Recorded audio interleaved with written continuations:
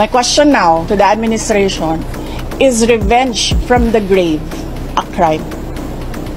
So I have to die first. They have to kill me first. So now they can't kill me anymore unless they want to die.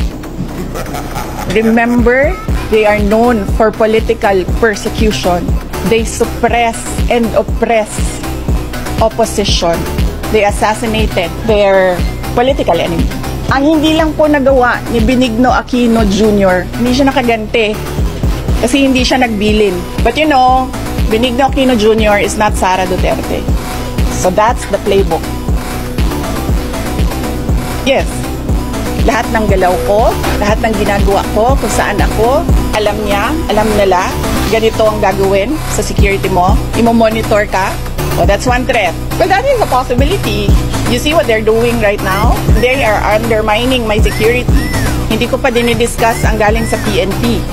Diba, meron kayong mga naririnig ng akusasyon ng nakawan dito sa ating gobyerno. Naririnig nyo ba na millions ang ninanakaw? Hindi, diba? Ang naririnig nyo, billions ang ninanakaw.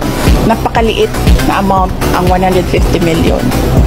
So bakit kami magnanakaw ng 150 million? Ang problem sa 125, binigay siya sa amin December na. Requirement in government offices, you have to utilize money before December 31.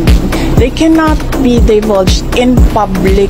It will compromise lives and security of personnel who are cooperating or who are nandoon sa kabila na asset. You cannot.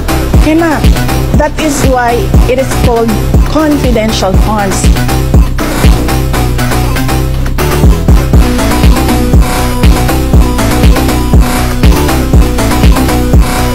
Saan galing yan? Ayun!